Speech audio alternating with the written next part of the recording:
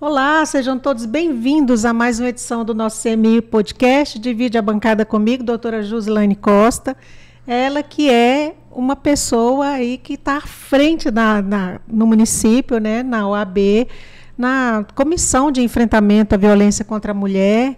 É advogada especialista em família e sucessões, não é isso, Jusilane? Seja muito bem-vinda. Elis, muito obrigada. É um prazer enorme estar aqui, né, na bancada com você.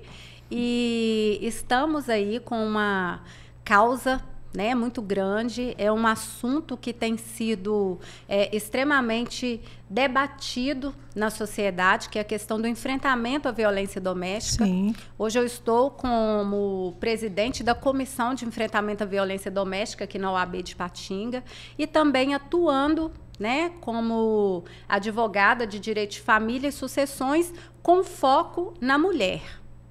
E tem demanda, né? Infelizmente, não para de ter demanda, porque é tão comum, todas nós mulheres já conhecemos alguém ou que viveu ou que vive, que já tem BO registrado, que era para ser uma coisa rara, mas infelizmente não é. A violência contra a mulher, em razão de ser mulher, né, é muito alta no país, os números não mentem.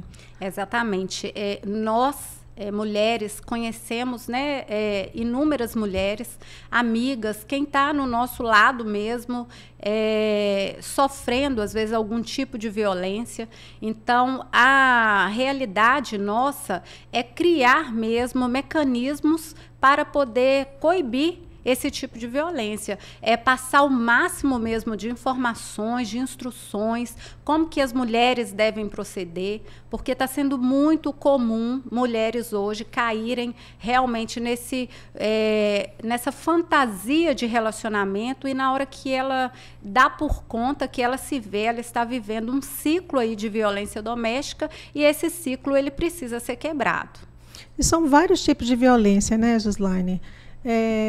Os números dão conta que a violência doméstica e familiar, a mais alta é essa que a mulher vive do companheiro ou ex-companheiro, né, que não aceita o fim do relacionamento e acaba ali por colocar outra pessoa em risco. Então, assim, todo dia a gente vê matéria de mulher que morreu nesse país por conta de feminicídio mesmo, né, que é até uma lei nova, é muito mais nova que a Lei Maria da Penha, que é um marco aí na luta das mulheres. Lá na UAB, como é que é feito esse trabalho da comissão? Isso, muito bem lembrado.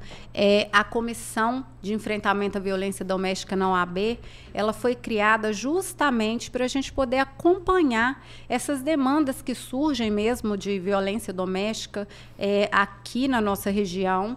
O trabalho da comissão é estar junto às frentes mesmo, como Polícia Civil, né, como os órgãos municipais, levando a conscientização do fim dessa violência doméstica. Então, nós criamos campanhas de orientação, nós vamos mesmo para as ruas, participamos de eventos e palestras, e isso também serve como informação até mesmo ali para os próprios advogados da OAB, que atuam também na área de família, né?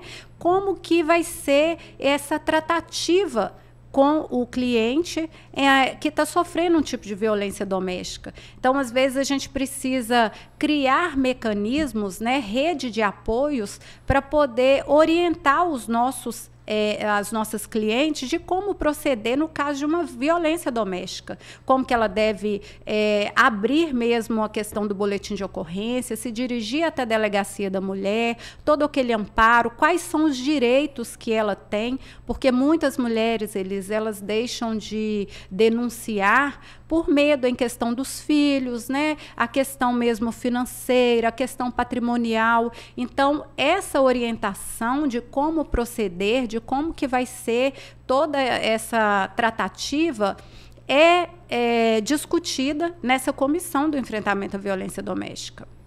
Eu imagino, né? E quando uma mulher está sofrendo violência, ela pode ir até a delegacia da mulher ou qualquer delegacia? Durante a semana, de segunda a sexta-feira, a Delegacia de Mulheres aqui da nossa cidade, né, que é a DEAM, ela funciona no horário de 7 às 17. Então, ela pode dirigir a Delegacia de Mulheres, que é a delegacia especializada para esse atendimento, e aos finais de semana ela vai se dirigir a delegacia de plantão mesmo, né?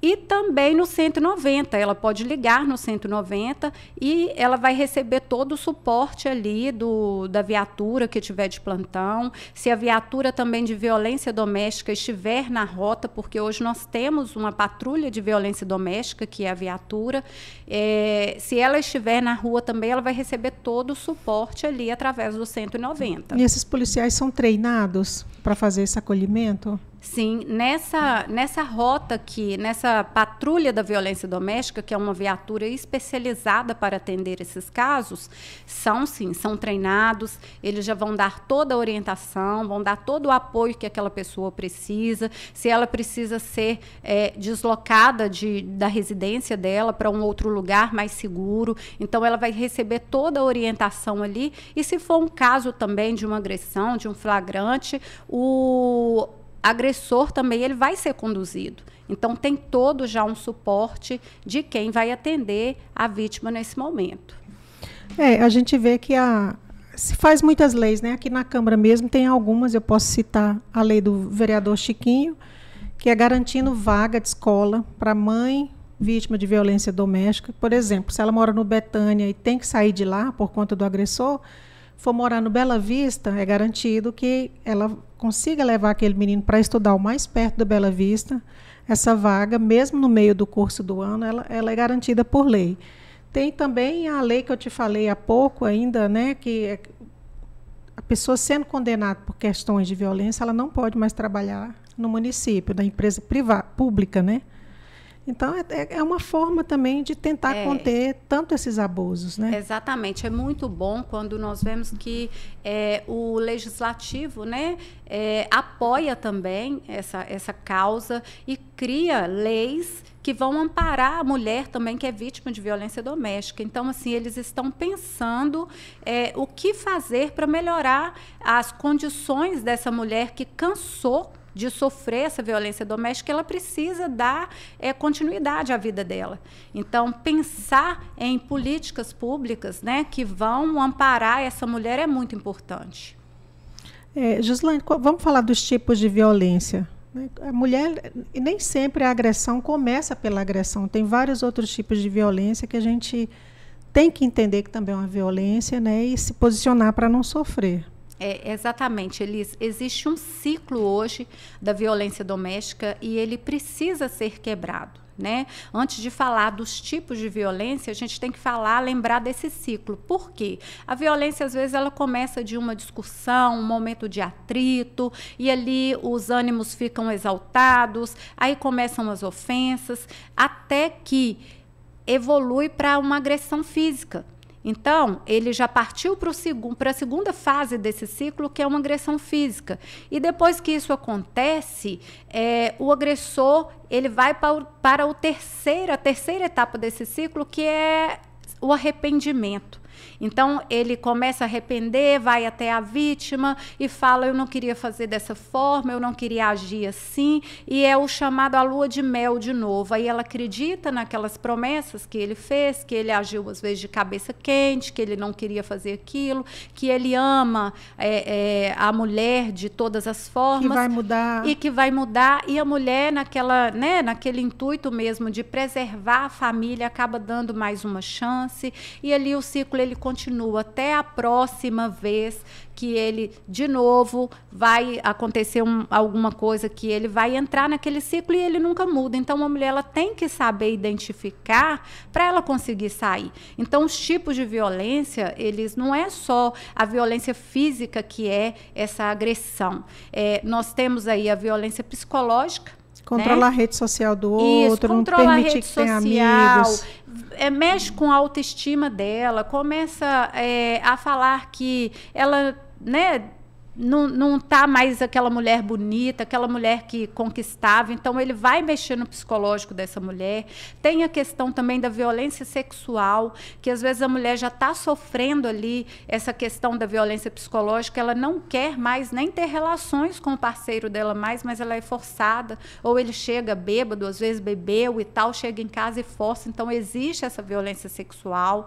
Existe também a violência moral, é onde ele começa a inventar coisas dessa companheira, né, dessa mulher, para poder denegrir a imagem dela. E existe também a violência patrimonial. A violência patrimonial, ela hoje é muito comum, né?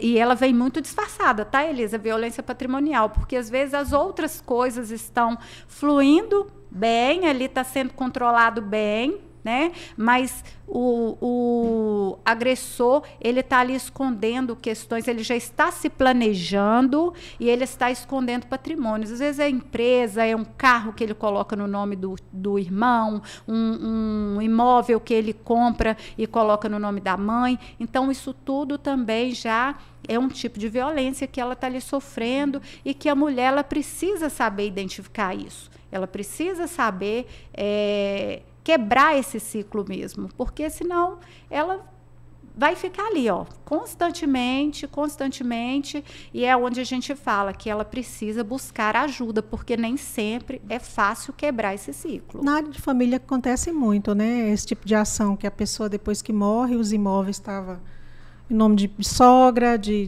para não ter que partilhar. Exatamente. É nessa hora que nós vamos descobrir que a gente fala assim, aquele imóvel, que tal? Ah, mas aquele imóvel não estava no nome dele, não estava no nosso nome, estava no nome, né, de terceiros.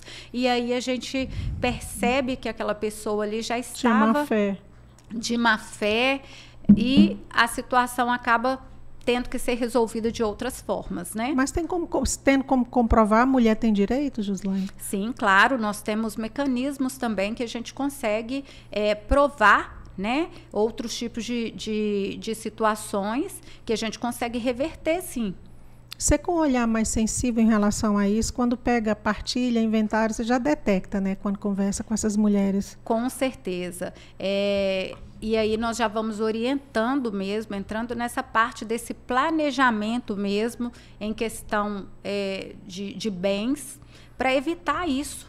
Para evitar que algum patrimônio seja omitido ali na questão, né, depois da partilha. Então, todas as vezes que a gente vai conversar, que uma mulher nos procura, até mesmo, né, pensando já numa solução futura em relação a um casamento que já não está indo bem, a gente pede primeiro para fazer o levantamento de todos esses bens que o casal tem, né, que ela entende que foram bens adquiridos na constância daquela união. A gente pede para fazer esse levantamento, até mesmo para a gente ver a situação que esses imóveis estão hoje registrados em cartório. E se estão, né, Elis? Que tem isso também, né? Tem isso também. Joslaine, quando uma mulher faz um BO, ele vira processo automaticamente ou não? Olha, ela vai registrar o boletim de ocorrência ali naquele momento, quando ela procura a delegacia, e aí o processo das medidas protetivas, ela vai ter que saber ali no momento, ela vai ser orientada se ela vai entrar na hora com aquele pedido ali das medidas protetivas, né? Ela é orientada até mesmo pelos atendentes lá da delegacia, se aquele motivo ali justifica para um pedido de medidas protetivas. Tá? Mas vamos supor, se ela não quer, naquele momento ali, representar, fazer o pedido das medidas protetivas, pode ser que ela saia realmente ali sem solicitar medidas protetivas. Mas aí, a pessoa que estiver atendendo e tudo, ela tem que falar o seguinte: olha, a situação aqui que você está vivendo está colocando você em risco. Né? Então, não vai depender de quem está ali atendendo no momento para poder conduzir aquela situação. Porque tem situações que já não vai depender da vontade dela. Aí, o processo ele vai ter que ser encaminhado, né, para o juiz, mesmo que ela não tenha essa iniciativa. Esse tipo de processo corre na vara da família? Isso. Na verdade, o de medidas protetivas, ele corre na vara criminal. Ele já vai para a vara criminal. Porque é uma medida que tem que ser imediata, né? E se for preciso usar a força também, né? Se for descumprir, ligar para a polícia pode vir. Isso, porque hoje também tem a lei do descumprimento das medidas protetivas, né? Então, não é só, eu tenho medidas protetivas e está tudo certo. Lembrando que as mulheres têm que tomar muito cuidado com isso.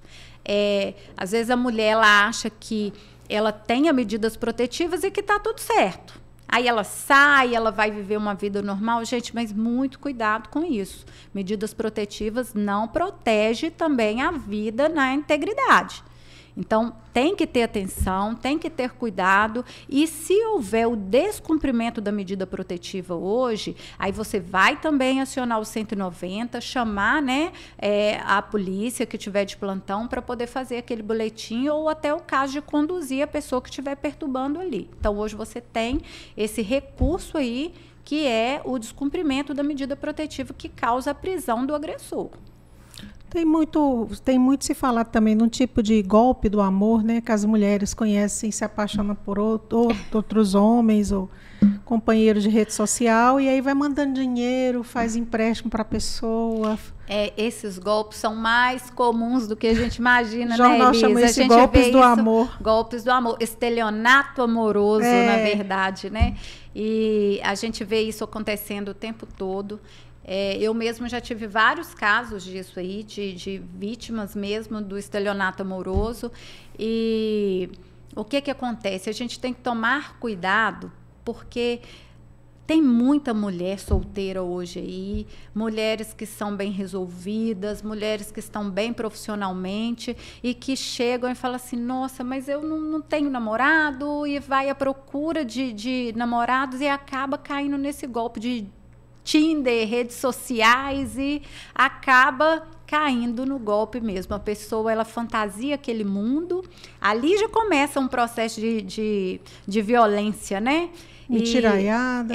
Aí começa aquele tanto de mentira, eu tenho isso, eu vou te proporcionar aquilo, eu trabalho com isso, e por trás ali daquela tela, por trás daquela, né, daquela câmera ali do celular, não é nada disso que acontece, a realidade é outra.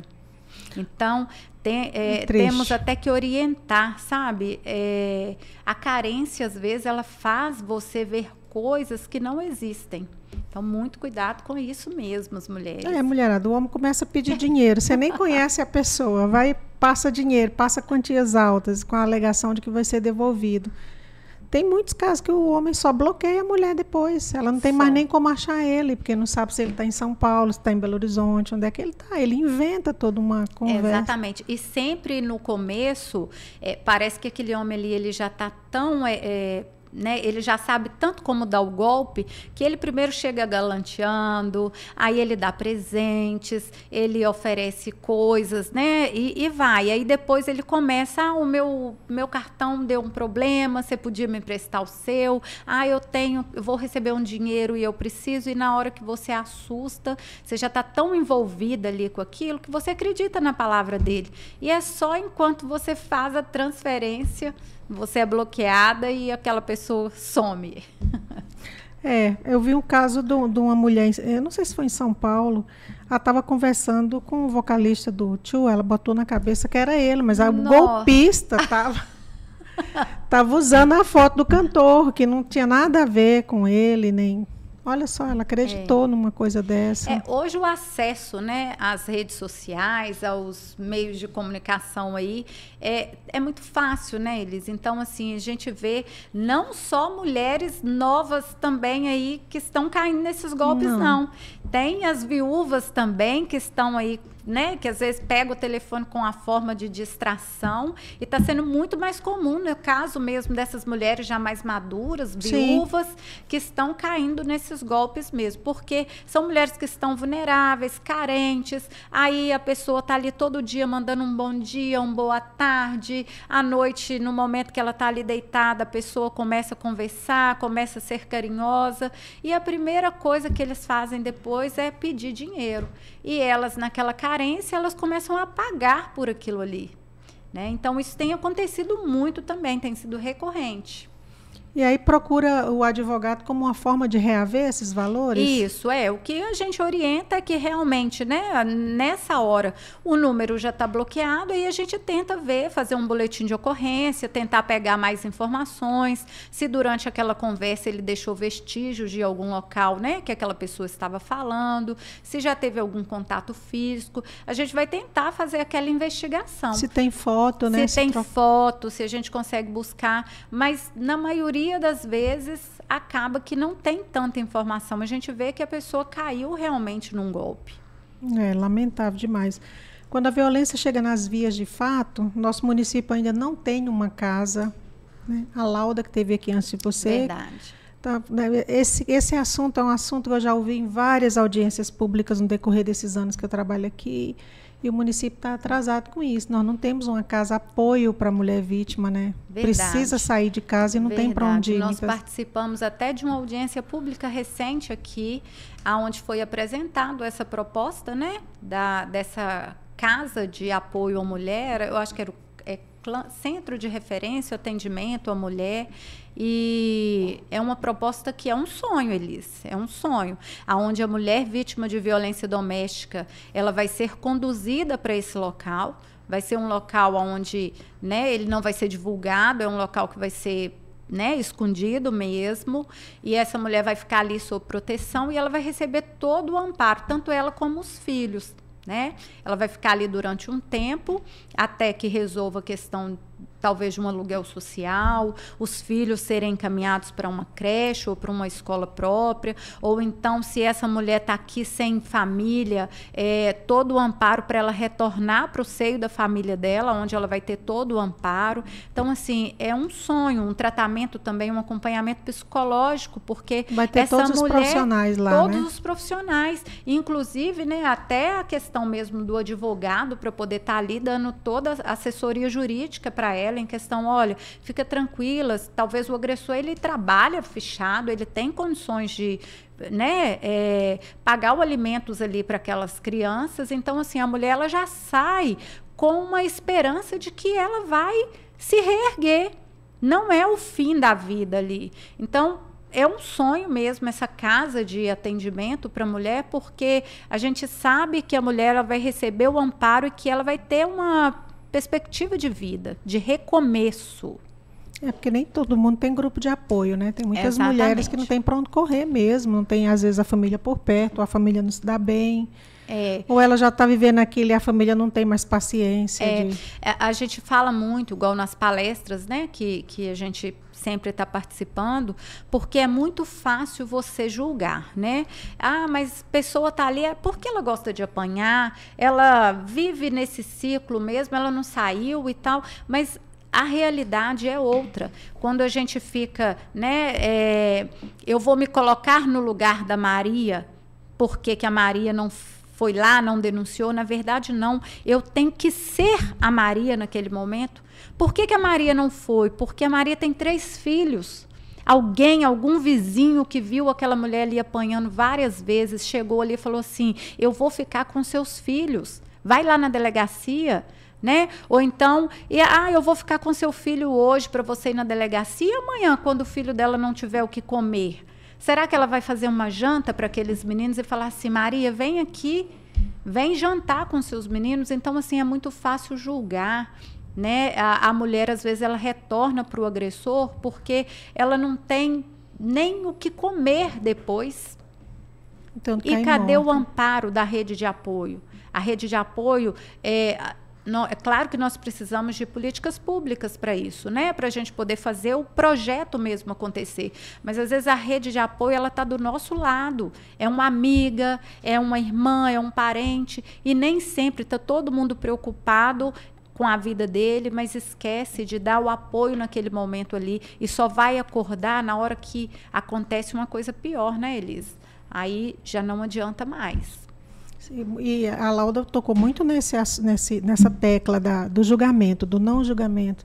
Quem está sofrendo não merece ser julgado, não merece, tem que ajudar. Não importa se vai voltar, se não vai voltar, se procurou ajuda naquele momento, tem que ser ajudada. Ele falou muito sobre isso. Exatamente, exatamente. E principalmente conversa.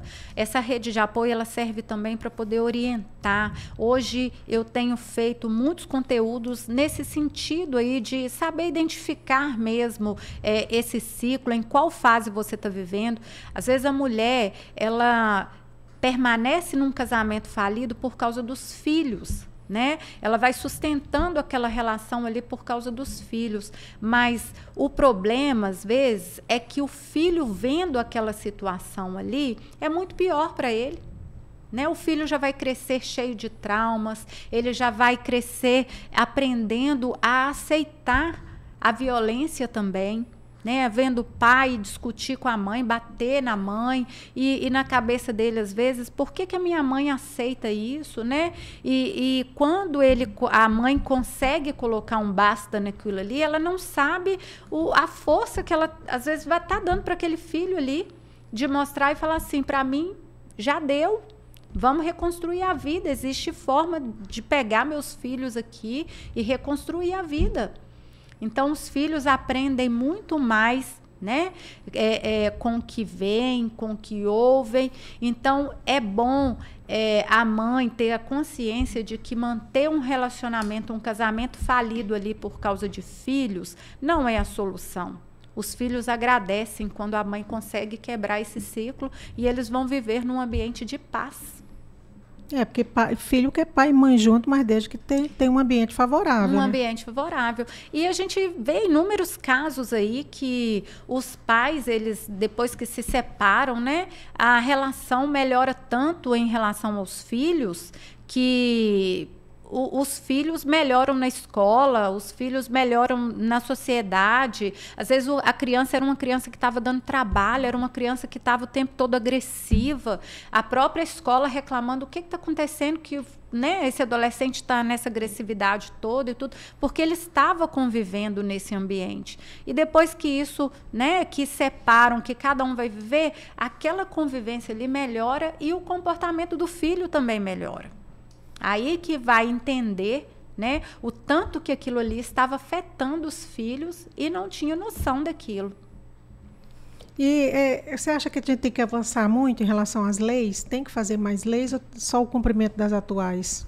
Na verdade, já existe, né, a Lei Maria da Penha, que funciona muito bem, mas nós temos que criar mecanismos mesmo para fazer com que ela se cumpra.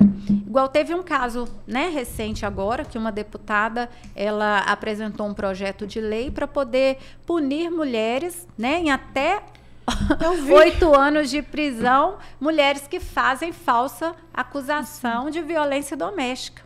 É incrível isso aí. Pois é, então, olha que situação que ela está colocando as mulheres. Se hoje já é difícil uma mulher ter a coragem de ir numa delegacia para poder denunciar, porque nem sempre a mulher ela tem provas ali na íntegra, provas concretas que ela está sofrendo aquela violência, né? Aí já pensou se ela tiver que provar ali que ela está sofrendo, nem sempre ela está com a marca, ela não está com agressão, como que ela vai provar? Não tem ainda uma mensagem no celular, mas ela sofreu aquilo tudo ali, ela está abalada. E aí, isso vai inibir as mulheres a denunciarem. E o número de violências vai crescer mais ainda. Mas a própria Lei Maria da Penha, ela já tem os mecanismos para punir as falsas acusações. Então, tem que fazer valer o que já existe. Não adianta ficar fazendo mais lei, Não adianta ficar fazendo mais leis. Né? Isso acaba fazendo com que as mulheres tenham medo de denunciar. Já tem medo pela questão física da própria vida, do que vai sobrar para os filhos. E agora, e pior é de ser de uma deputada, mulher. Exatamente. É lamentável. E aí vai ser mais uma que ela... Porque hoje a mulher, quando ela vai denunciar, ela já ouve, né?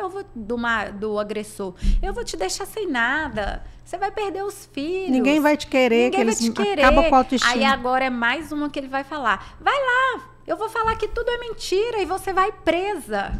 Então, é mais uma situação. É claro que a falsa denúncia, ela tem que ser punida mesmo, né? Mas já existe essa previsão na Lei Maria da Penha, então vamos fazer cumprir com mais rigor, né? Essa questão dela denunciar o agressor, e o agressor ainda ter um prazo de 7 dias para apresentar a defesa, e durante esse período todo, como que essa mulher vai ficar desprotegida?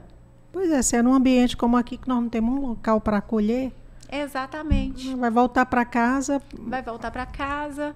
E, na verdade, quando ela resolver ir lá, porque na maioria das vezes ela não vai nem sair de casa. Ela, vou lá para quê? Né? Aí sempre vai ficar naquela situação, eu vou lá para quê? Não vai dar em nada. Ainda mais se a pessoa tem poder social, né? Tem dinheiro, aí fica uma situação muito delicada, conhece outras pessoas influentes. É outra situação que nós esbarramos, né? Porque muitas vezes o agressor, ele sabe o que ele está fazendo, né? Ali naquela hora, ele usa mesmo da vulnerabilidade da mulher e depois ele aproveita para poder mostrar para ela que ele conhece todo mundo. Eu tenho muito mais conhecimento que você, eu tenho muito mais persuasão que você, e aí vamos ver em quem que eles vão acreditar, e consegue inverter todo aquele sistema ali a favor dele. Então, isso é muito perigoso. É um ciclo de violência que é difícil de encerrar. Eu já fui vítima também, e depois que tinha largado da pessoa, continuou mandando muitas mensagens, ameaçando não só a minha mãe, meus irmãos queriam depois acionar o Estatuto do Idoso, mas ela não quis. Hoje o juiz, quando concede as medidas protetivas, ele já pode determinar também, né, nessas medidas protetivas, que cesse o contato, qualquer meio de contato, né, que chegue através da vítima. Familiares, pais, filhos, irmãos. Então, o juiz, dependendo daquele contato, ele já pode determinar ali nas medidas protetivas que ele não poderá fazer contato com nenhum parente. E aí vai depender de tudo que for apresentado ali na hora para poder fazer aquele pedido ali. Por isso é tão importante com o advogado, né? Consultar um advogado. Exatamente. Não é necessário que na hora que a vítima está sofrendo a violência, que ela vá acompanhada de um advogado. Não é obrigatório isso. Ela pode, né, ir até a delegacia, mas é importante, se ela tiver um advogado, que ele acompanhe, que ela chame para poder estar com ele ali naquele momento, para poder instruí-lo mesmo. Porque já é um período de sofrimento, né? É um período de sofrimento. Às vezes ela vai esquecer de falar algumas informações que são muito importantes ali naquele momento. Então, é bom que ela vá com alguém instruído, que se ela tiver tempo de fazer um relato dos fatos, do que está acontecendo, desde quando começou a acontecer aquela questão daquela violência, como que foi, para ela poder não esquecer de nada ali, porque é fundamental para a concessão das medidas protetivas que ela relate os fatos, né, com bastante informações do que está acontecendo. Se ela tem mensagens, prints de mensagem do WhatsApp, ameaças, que ela leve tudo. Então, o bom de estar com o advogado é que ela vai chegar lá, ela vai fazer o boletim de ocorrência dela, ela vai fazer a representação e ela vai sair dali com o dever dela cumprido. Porque, na maioria das vezes, Elis, a gente vê mulheres que vão até a delegacia de mulheres e que chega lá, no primeiro atendimento, ela já desiste e vai embora sem fazer o boletim de ocorrência, por medo. Então, o advogado ali, ele vai ter o papel fundamental de ser o suporte, o apoio dela ali e de fazer com que a lei seja cumprida. Você já acompanhou alguém assim, Gislane? Já acompanhei, sim, já tive, né?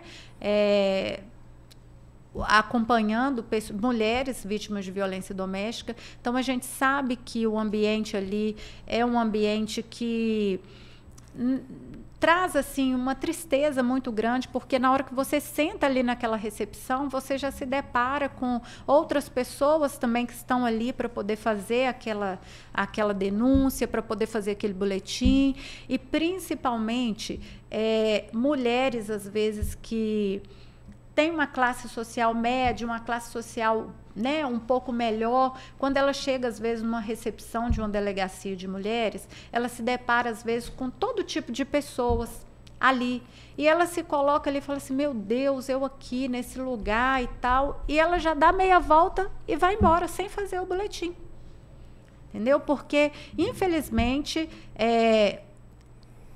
hoje todas as classes sociais, não tem uma classe social, né, que fala assim, é específica, mas a classe baixa, né, que são a maioria das pessoas de baixa renda, são as que estão mais ali, né, todo dia é uma briga, é uma picuinha, é uma agressão. Então, às vezes, você chega na delegacia de mulheres, a recepção está lotada, Elis. Lotada. Inacreditável, né? Inacreditável, E ali você vê o barraco mesmo, aquela confusão. Então, dependendo da pessoa que está indo ali fazer um boletim de ocorrência, e ela está indo sozinha, na hora que ela chega ali, ela fala, meu Deus, eu vou embora daqui.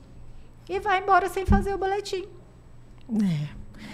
No próximo dia 25, o mundo inteiro para debater, não. Para esse dia 25 é dedicado ao enfrentamento internacional também, né? Um dia internacional de combate à violência da mulher. É isso mesmo, né? É isso mesmo. É porque no Brasil, o Agosto Lilás trabalha o mês inteiro, essa questão da consciência. Esse ano mesmo, no mês de agosto, nós da Comissão do Enfrentamento à Violência Doméstica, da OAB, fizemos algumas campanhas, fizemos alguns eventos, trouxemos até uma professora especialista no tema para falar de violência doméstica, a doutora Zaira, e foi muito bom o evento que nós fizemos no mês de agosto, lá na OAB. Ele foi direcionado até para os advogados, né? E algumas pessoas também que não eram advogados tiveram o privilégio de participar lá também com a gente. Mas ela trouxe assuntos muito relevantes para o tema. E nós participamos também da Blitz, até junto com o município, a Blitz do combate à violência doméstica. Então, assim, agosto nós tivemos muitos eventos para poder conscientizar a população sobre o enfrentamento à violência doméstica. E agora, no dia 25, é o Dia Internacional do Combate à Violência Doméstica, e nós estamos também com algumas ações, né, para divulgar essa causa mesmo. Tem uma caminhada que nós vamos fazer, até junto com o município também. A caminhada vai ser no dia 25. 9 horas. Às 9 horas. Aqui no centro, né? Na praça, antiga Praça 1º de Maio, que agora se chama Praça dos Pioneiros. É isso mesmo. E vamos todos abraçar essa causa, divulgar o máximo que a gente puder, tentar reunir o máximo de mulheres possíveis para poder fazer parte aí dessa caminhada. Joslane, quem quiser te encontrar nas redes sociais, eu queria que você deixasse seu endereço eletrônico, te seguir. Que bom, Elis. Olha, me sigam mesmo nas redes sociais, porque eu estou trazendo muito conteúdo, né, abordando esse tema mesmo da violência doméstica, desse enfrentamento, como que as mulheres vão fazer para denunciar, para poder quebrar esse ciclo. E o meu Instagram é o @doutora Joslane Costa. Tá? Sigam esse perfil e acompanhem lá, que sempre está com um assunto fresquinho, assuntos, né, que vão fazer as mulheres refletir e trazer mesmo aquele questionamento: será que eu estou vivendo isso? Ou mesmo que ela não esteja vivendo, se ela conhece alguém que está vivendo, passando por uma violência, né, doméstica, e compartilhando mesmo aquele conteúdo. Ok, eu te agradeço muito a disponibilidade dessa agenda, né? Desde agosto que estava tentando te trazer, não consegui porque você estava ocupada demais aí junto com a doutora Thalita, a Lauda, as mulheres do município, né, que fazem um trabalho mais institucional mesmo em relação a isso. Ela também assumiu, né, a delegacia, a doutora Thalita, tem a doutora Ana Paula, já esteve por aqui pelo podcast. Espero que você volte com a doutora Thalita depois. Isso, estava até assim, a gente tentando marcar essa agenda juntas, né, Elis? A doutora Thalita está até muito empolgada. Não, vamos sim, é um tema que a gente tem muito para conversar sobre ele. E eu quero voltar com ela aqui, porque ela tem também o projeto dela, que é a Sala Lilás, que é a sala do acolhimento, né, que está sendo feita, que está ficando pronta aí para o acolhimento dessas mulheres vítimas de violência. E aí não pôde participar dessa vez, mas nós vamos voltar sim. Foi um prazer estar aqui com você. Eu que te agradeço. Aqui na Câmara ela teve aqui, o Lei fez um acordo com ela, tem um CAC Rosa. Ai, que ótimo. Acho que treinou os profissionais do CAC, do Centro de Atendimento ao Cidadão aqui da Câmara, para também receber. Isso é muito importante, sabe? Esse treinamento mesmo para essas pessoas que recebem essas mulheres vítimas de violência doméstica, porque tudo que essa mulher precisa é de um acolhimento verdadeiro, sabe? Onde ela consiga ver uma luz para a situação que ela está vivendo ali, que ela saia de cabeça erguida, sabendo que vai dar tudo certo. E vai dar tudo certo. Se Deus quiser, né? Gislaine, volte sempre, a casa é sua. Obrigado por esse bate-papo.